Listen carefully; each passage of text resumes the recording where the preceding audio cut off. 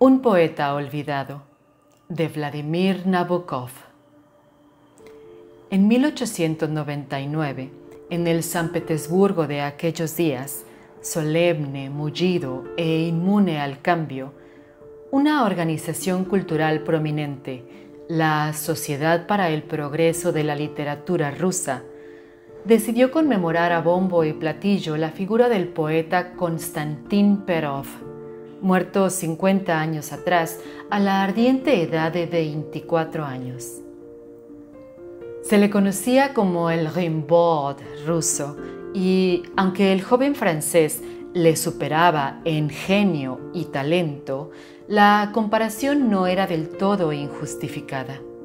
Cuando solo tenía 18 años, había compuesto sus extraordinarias Noches Georgianas, un largo poema épico, irregular y lleno de divagaciones ensoñadoras, en algunos de cuyos pasajes se rasga el velo del ambiente oriental para dejar que penetre esa corriente divina que súbitamente localiza el efecto sensorial de toda poesía verdadera en las entrañas y en el cuerpo. 3 años más tarde apareció un nuevo poemario. Había sucumbido a la influencia de algún que otro filósofo alemán, por lo que algunos poemas resultaban irritantes en razón de su intento grotesco de combinar un auténtico aliento lírico con una explicación metafísica del universo. Pero la mayoría siguen mostrando hoy en día la misma vitalidad y personalidad que tenían en la época en la que aquel extraño joven dislocó el vocabulario ruso y retorció la misma encarnadura de los epítetos convenidos para conseguir que la poesía se rompiera en gritos o en balbuceos apremiantes, abandonando los trillados gorjeos habituales. Muchos lectores prefieren sus poemas apasionados, en los que las ideas de emancipación, tan características de los años 50 en Rusia, se expresan por medio de un torrente glorioso de oscura elocuencia que, como observara un crítico, no nos muestra al enemigo, pero nos lleva a estallar como lectores en un deseo apasionado de lucha. Personalmente, prefiero las formas líricas más puras, aunque también más desiguales, de poemas como El gitano o El murciélago. Perov era hijo de un pequeño terrateniente del que tan solo se sabe que trató de plantar té en su finca junto a Luga. El joven Konstantin, por utilizar un tono biográfico, pasó la mayor parte de su vida en San Petersburgo, estudiando vagamente en la universidad y, más tarde, buscando también vagamente algún tipo de trabajo de oficina. En realidad, sabemos más bien poco de su existencia, más allá de las generalidades sin importancia que corresponden, en cualquier caso, a las actividades de los jóvenes de su edad y condición.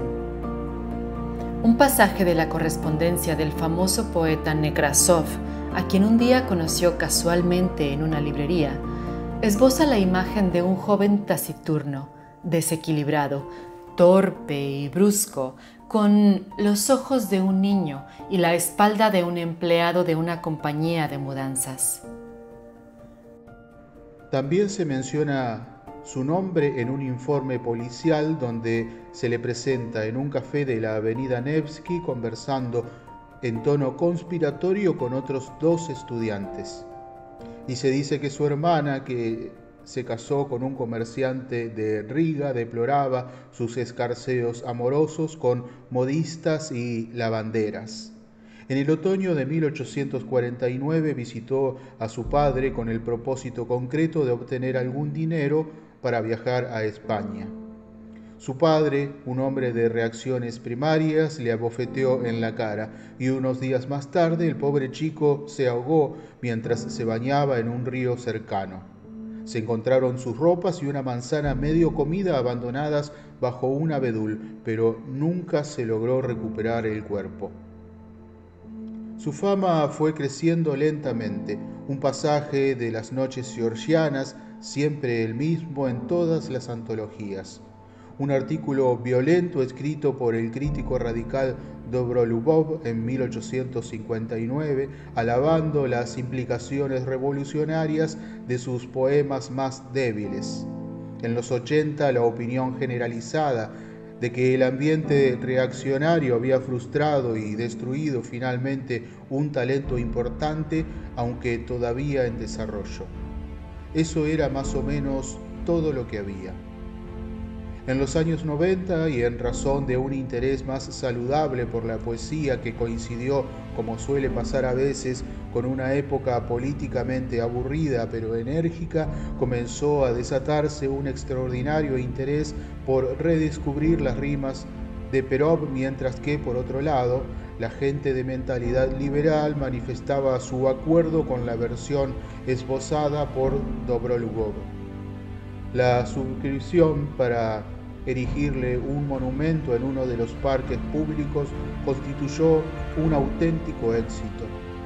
Una editorial importante recogió toda la parva información existente en torno a la vida de Perov y sacó sus obras completas en un volumen más bien grueso. Las revistas contribuyeron a su fama con una serie de artículos eruditos. El acto conmemorativo en una de las mejores salas de la capital atrajo a una multitud. Unos minutos antes de que empezara el acto, mientras los conferenciantes esperaban todavía reunidos en una sala de juntas que había detrás del escenario, se abrió la puerta de golpe y entró un enérgico anciano vestido con una levita que había conocido, ya fuera en sus hombros o en las de otro hombre, días mejores. Sin prestar la más mínima atención a las advertencias de unos estudiantes universitarios que llevaban una insignia en la solapa, los cuales en su papel de acomodadores estaban tratando de impedir su entrada, él siguió andando con toda dignidad hasta la mesa. Se inclinó ante el comité de conferenciantes y dijo: «Soy Perov». Un amigo mío, que casi me dobla la edad y que es el único testigo vivo de aquel momento, me cuenta que el presidente del comité, quien como editor de un periódico tenía mucha experiencia en tratar con intrusos extravagantes, dijo sin siquiera levantar los ojos de la mesa: «Échenle de ahí». Pero no lo hizo nadie, quizá porque uno tiende a mostrar cierta cortesía ante un anciano que parece bastante borracho. Pero él se sentó en la mesa y tras elegir a la persona que le pareció que mostraba un semblante más dulce, es decir, Slavsky, un traductor de Longfellow, Heine y Sully Prudhomme, y más tarde miembro de un grupo terrorista, le preguntó en tono prosaico si ya habían recolectado el dinero para el monumento y si ese era el caso, cuando podía disponer del mismo. Todos los relatos coinciden en la forma curiosamente apacible en la que presentó sus exigencias. No insistió en su demanda, se limitó a establecer los hechos como si no albergara la más mínima duda de que no pudieran dar crédito a sus palabras. Lo que impresionaba era que al comienzo mismo de aquel asunto tan extraño, en aquella habitación aislada y entre aquellos hombres de reputación tan notable, se presentara aquel anciano con su barba patriarcal, sus cansados ojos pardos y su narizota, preguntando tranquilamente acerca de los beneficios de la colecta, sin inquietarse en absoluto por presentar una serie de pruebas que acreditaran su personalidad, pruebas que cualquier impostor vulgar hubiera podido falsear en circunstancias semejantes. ¿Es usted uno de sus familiares?, le preguntó alguien. Me llamo Konstantin Konstantinovich Perov, dijo el anciano pacientemente. He creído entender que hay un descendiente de mi familia en la sala, pero eso no viene al caso. ¿Cuántos años tiene?, preguntó Slavsky. Tengo 74 años, contestó, y he sido víctima de una serie de malas cosechas sucesivas. Usted sabe bien, me imagino, observó el actor Yermakov, que el poeta cuya memoria honramos hoy se ahogó en el río Oredev exactamente hace 50 años. Tonterías, le rebatió el anciano.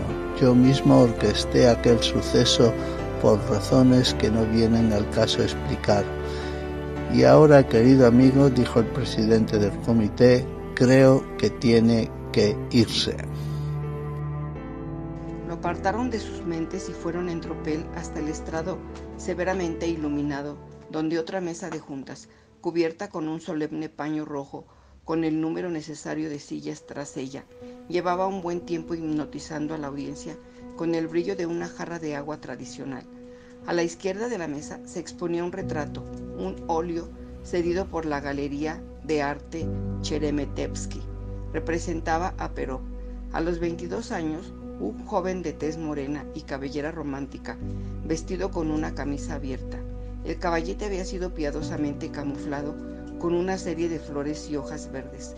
Un atril con otra jarra de agua surgía amenazador en la parte delantera del escenario, y un piano de cola esperaba entre bastidores el momento en que lo hicieran rodar a escena para la parte musical del programa nocturno.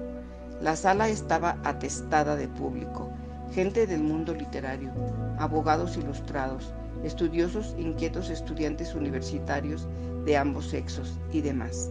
Unos cuantos humildes agentes de la policía secreta habían recibido órdenes de asistir al homenaje en lugares discretos de la sala, porque el gobierno sabía por experiencia que las asambleas culturales más tranquilas tenían una extraña disposición a transmutarse en orgías de propaganda revolucionaria. El hecho de que uno de los poemas de Perov encerrase una alusión velada, aunque benevolente, a la insurrección de 1825, aconsejaba tomar ciertas precauciones. Nunca se sabía lo que podía ocurrir cuando una voz declamara en público versos como el melancólico murmullo de los alerces siberianos susurra en los oídos del mineral subterráneo. Sibirisky, Pik, Ogrek Mi, Shoroks, Potsemon, Nositsa Rodoy. Como cuenta una de las versiones del hecho, muy pronto uno se apercibía de que algo vagamente parecido a un conflicto dostoyevskiano, el autor está pensando en un pasaje bufonesco de los demonios. Estaba creando un ambiente de suspense y de extrañeza. Ello era debido al hecho de que el anciano caballero siguió deliberadamente a los 7 miembros del comité hasta el estrado y allí intentó sentarse con ellos a la mesa. El presidente, interesado fundamentalmente en evitar que se produjera una escena a la vista del público, hizo todo lo que pudo para obligarle a desistir de su empeño. Escudándose públicamente en una educada sonrisa, susurró al patriarca que haría que lo echaran de la sala si no liberaba el respaldo de la silla, que Slavsky, con aire despreocupado, pero con energía de hierro, trataba a escondidas de arrancar de la nudosa mano del anciano. El anciano se negó, pero aún así perdió la silla y se quedó sin asiento. Miró en torno suyo, vio el banco del piano entre bastidores y con toda frialdad lo empujó a escena justo una fracción de segundos antes de que uno de los tramoyistas tratara de impedírselo. Se sentó a cierta distancia de la mesa e inmediatamente se convirtió en la pieza de exhibición número 1. Y al llegar aquí el comité cometió la torpeza fatal de olvidarse de su presencia. Su preocupación dominante, repitámoslo, era evitar una escena, y además la hortensia azul que había junto al retrato ocultaba en parte la presencia inquietante del intruso a los ojos de los miembros de la mesa. Lamentablemente, la visión del anciano caballero se imponía conspicuo ante la audiencia. Sentado en aquel pedestal inadecuado, cuyos recurrentes crujidos insinuaban sus posibilidades de rotación, mientras abría la funda de las gafas y echaba vaho sobre los cristales, absolutamente tranquilo y cómodo, en tanto que su cabeza venerable, sus ajadas ropas negras y sus botas con elásticos a los lados sugerían simultáneamente tanto al profesor ruso necesitado como al próspero enterrador. El presidente fue hasta el atril y se lanzó a su discurso de apertura del acto. Una oleada de murmullos se dispersó ante la audiencia porque la gente naturalmente tenía la curiosidad por saber quién era aquel tipo anciano. Con las gafas bien puestas, las manos sobre la rodilla, ladeaba la cabeza para escrutar el retrato, cuya contemplación abandonó para fijar su mirada en la primera fila de espectadores. Pronto se estableció inevitablemente un vaivén de miradas inquisitivas y luego cómplices entre los relucientes cúpula de su cabeza y la cabeza rizada del retrato, porque en el transcurso del largo discurso del presidente se fueron conociendo los detalles de la incursión del intruso, y la imaginación de algunos comenzó a jugar con la idea de que un poeta asociado a una época casi legendaria, relegado cómodamente a los libros de texto, una criatura anacrónica, un fósil viviente en las redes de pescadores ignorantes, una especie de Rip Van Winkle, asistía en carne y hueso, chocho y ya y miserable, a la reunión dedicada a conmemorar su gloria de la juventud. Que el propio Perov, decía el presidente, finalizando ya su discurso, no olvide nunca la Rusia pensante. Shchusev ha afirmado que nuestro país eternamente recordará a Pushkin, quien siempre será como un primer amor. En cuanto a Perov, podemos afirmar que constituye la primera experiencia que Rusia ha tenido de la libertad. Para un observador superficial, esta libertad puede parecer limitada a la increíble suntuosidad de las imágenes poéticas de Perov, que seducen fundamentalmente al artista más que al ciudadano. Pero nosotros, representantes de una generación más severa, nos inclinamos más bien a buscar y descifrar en sus poemas un sentido más profundo, más vital, más humano, más social en versos como los siguientes. Cuando las últimas nieves se oculten tras la sombra del muro del Camposanto y las crines del caballo azabache de mi vecino muestren el presto brillo azul en el presto sol de abril y los charcos se multipliquen en las manos negras de la tierra, entonces mi corazón despertará y a salvo en sus jirones emprenderá su marcha hasta los pobres, los ciegos y los necios, cuyas espadas esclavice el hambre de sus cuerpos, hasta todos aquellos cuyos ojos, cansados de deseo y de desesperación, se niegan a la nieve, al azul del caballo y al milagro del charco. Un estallido de aplausos saludó los versos, pero de repente el aplauso se quebró para dar lugar a unas disonantes carcajadas, porque Mientras el presidente, que todavía vibraba con las palabras que acababa de pronunciar, volvía a la mesa, el barbado intruso se levantó a agradecer los aplausos con inclinaciones espasmódicas de la cabeza y extraños movimientos de manos, con una expresión que combinaba una cierta gratitud formal junto con un punto de impaciencia. Slavsky y un par de tramoyistas hicieron un último esfuerzo desesperado para llevárselo de allí, pero desde el fondo del público surgieron unos gritos que decían ¡qué vergüenza! ¡Qué vergüenza! Y «Astapte starika», no se metan con el anciano. En una de las versiones del suceso se sugiere que el anciano tenía una serie de cómplices entre los espectadores, pero yo más bien pienso que la compasión de las masas, que puede surgir tan inesperadamente como la venganza en las mismas, basta para explicar el giro que iban tomando los acontecimientos. A pesar de que tenía que habérselas con 3 hombres, el Starik consiguió mantener una increíble dignidad en su comportamiento, y cuando logró recuperar de las manos de sus pocos entusiasmados asaltantes el taburete del piano que éstos habían tirado al suelo mientras peleaban con él para llevárselo, se produjo un murmullo de satisfacción entre el público. Sin embargo, no quedaba más remedio que constatar que, lamentablemente, el ambiente del acto se había deteriorado irremisiblemente. Los miembros más jóvenes y más pendencieros del público comenzaron a divertirse mucho con todo aquello.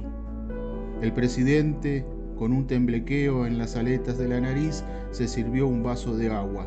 2 agentes secretos intercambiaron miradas de cautela desde sus respectivas posiciones en la sala. El discurso del presidente le sucedió el del tesorero dando cuentas de las sumas recibidas de distintas instituciones y personas para erigir un monumento a Perov en uno de los parques de la zona residencial de la ciudad. El anciano sacó sin apresurarse un trozo de papel y un lapicero romo, y apoyando el papel en las rodillas empezó a anotar y a comprobar los números que se iban mencionando.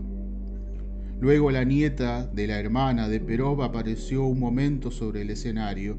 Los organizadores habían tenido algún problema con esta parte del programa porque la persona en cuestión, una mujer joven, gruesa, de ojos saltones y pálida como la cera, estaba recluida en una casa de salud donde recibía tratamiento por sus ataques de melancolía.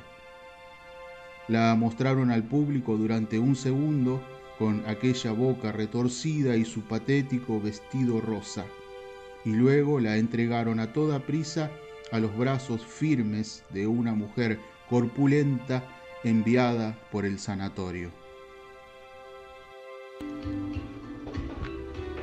Cuando Yermakov, que en aquellos días era el favorito del público teatral, una especie de voz tenor en términos dramáticos, empezó a recitar con su voz acaramelada las palabras del príncipe de las noches georgianas, resultó evidente que incluso sus más fanáticos seguidores estaban más interesados en las reacciones del anciano que en la belleza de su recitado. Al llegar los versos: y si el metal nunca muere, hay un lugar entonces que guarda el bruñido botón que un día lejano perdí en aquel jardín cuando cumplí 7 años. Encontrar el botón, que mi alma sepa de otras almas salvadas y a recaudo guardadas en la tierra, atesoradas, se quebró. Por vez primera su compostura, y procedió con toda lentitud a desplegar un gran pañuelo con el que sonó la nariz a todo trapo, con tal estruendo que la mirada de Yermakov, cernida por trazos que le daban la profundidad y el brillo del diamante, bizqueó de terror como los ojos asustados de un corcel despavorido. El pañuelo volvió a su lugar entre los pliegues de la levita y tuvieron que pasar varios segundos para que la gente de la primera fila se diera cuenta de que una primera hilera de lágrimas andaba ya goteando bajo sus gafas. no hizo intento alguno de secárselas, aunque en un par de ocasiones se llevó la mano al rostro con dedo extendido como si fueran garras, pero la dejó caer, como si con aquel gesto, que constituyó el punto culminante de toda aquella delicada obra maestra, temiera atraer la atención del público hacia sus lágrimas. El tremendo aplauso que saludó el final del poema constituyó más bien un tributo a la actuación del anciano que a la interpretación de Yermakov. Luego, tan pronto como los aplausos se fueron agotando, se levantó y caminó hasta el borde mismo del estrado. Los miembros del comité no hicieron el más mínimo intento por detenerle, y ello por dos razones fundamentales. En primer lugar, porque el presidente, exasperado por el protagonismo del comportamiento del anciano, había salido un momento a dar ciertas órdenes, y en segundo lugar, porque un batiburrillo de dudas extrañas había comenzado a inquietar a alguno de los organizadores, por lo que se hizo un completo silencio cuando el anciano apoyó los brazos en el atril. Estoy diciendo que la fama se reduce a esto, repitió, contemplando tristemente al público por encima de la montura de sus gafas. Una veintena de poemas frívolos, palabras concebidas como juego y chanzas, y el nombre del poeta pasa a la posteridad como si hubiera sido un hombre de provecho para la humanidad. No, caballeros, no se engañen. Nuestro imperio y el trono de nuestro padre el zar todavía se yerguen en su lugar, semejantes al trueno helado en todo su poderío invulnerable, y el joven iluso que emborronaba versos rebeldes hace medio siglo es ahora un anciano cumplidor de la ley, a quien respetan los ciudadanos honrados. Un anciano, déjenme que les diga, que necesita de su protección.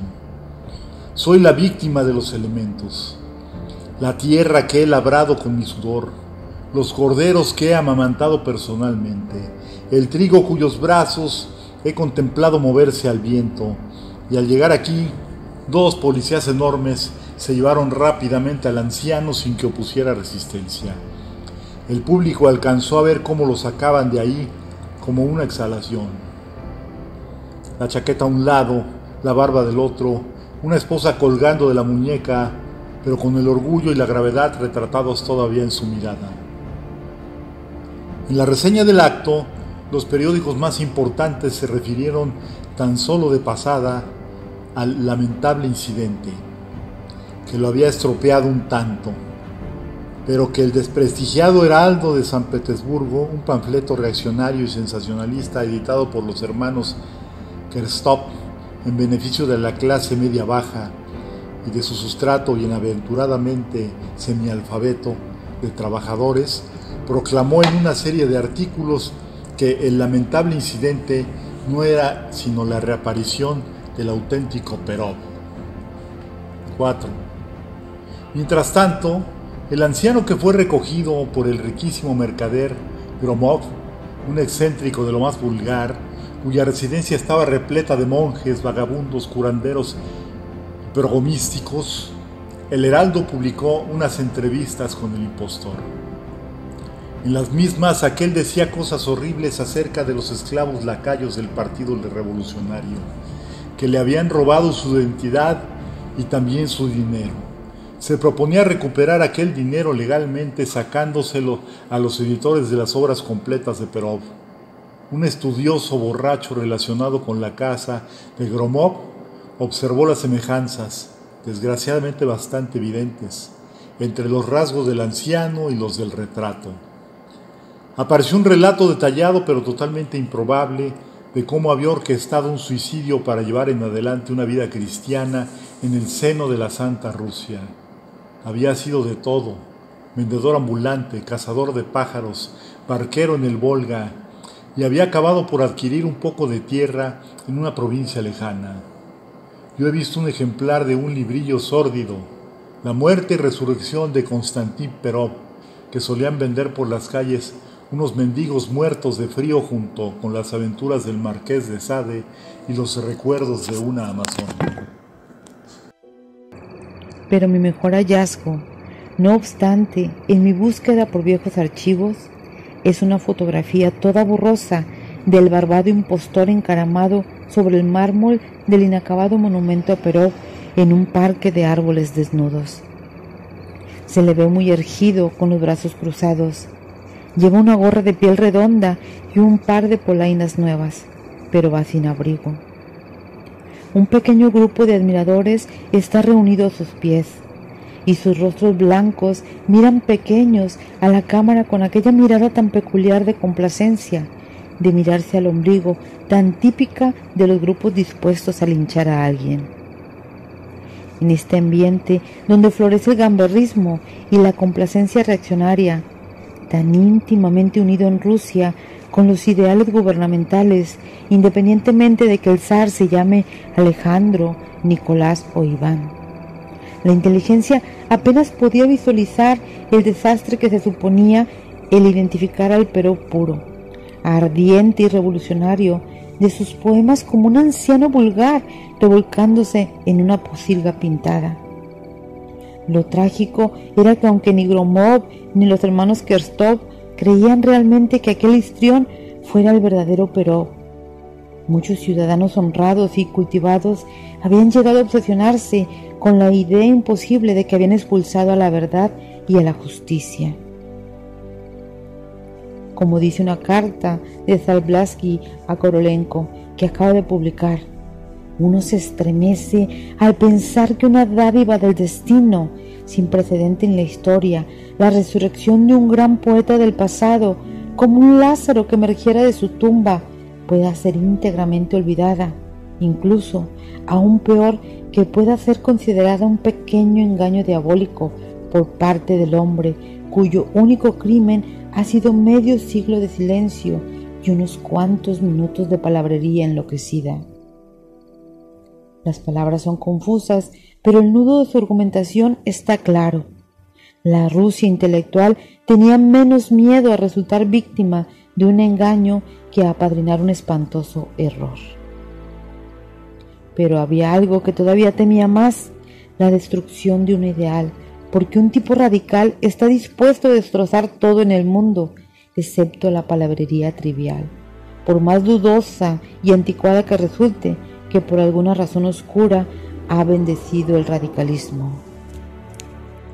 Se rumorea que en cierta sesión secreta de la Sociedad para el Progreso de la Literatura Rusa, los expertos examinaron con toda minuciosidad las numerosas epístolas insultantes que el anciano seguía enviando y las compararon con una carta antigua del poeta cuando era todavía adolescente. Había sido descubierta en un archivo privado. Se creía que era el único ejemplar existente escrito de puño y letra de Perov, y solo los eruditos y especialistas que examinaron su tinta gastada sabían de su existencia. Pero tampoco sabemos cuáles fueron sus conclusiones. Se rumorea también que se consiguió reunir una suma de dinero con la que abordaron al anciano sin que lo supieran sus lamentables compañeros. Al parecer, se le concedió una pensión mensual bajo la condición de que volviera a punto a la granja y se quedara allí, olvidado en un decoroso silencio. Aparentemente, también aceptó el ofrecimiento porque se desvaneció tan abruptamente como había surgido mientras Gromov se consoló de la pérdida del juguete, adoptando a un turbio hipnotizador de origen francés que un año o dos más tarde gozaría de cierto éxito en la corte. El monumento se inauguró a su debido tiempo y pasó a ser el favorito de las palomas locales. Las ventas de las obras completas se fueron espaciando y gotearon tranquilamente hasta detenerse en medio de la cuarta edición. Finalmente, unos años más tarde, en la región de nacimiento de Perov, el habitante más viejo, aunque no necesariamente el más brillante, le dijo a una periodista que recordaba que su padre le había comentado que había encontrado un esqueleto en una zona del río llena de juncos. y esto hubiera sido todo de no haber llegado a la revolución, mezclando las lajas de rica tierra con las racillas blancas de pequeñas plantas y con gordos gusanos malvas que de otra manera hubieran permanecido enterrados.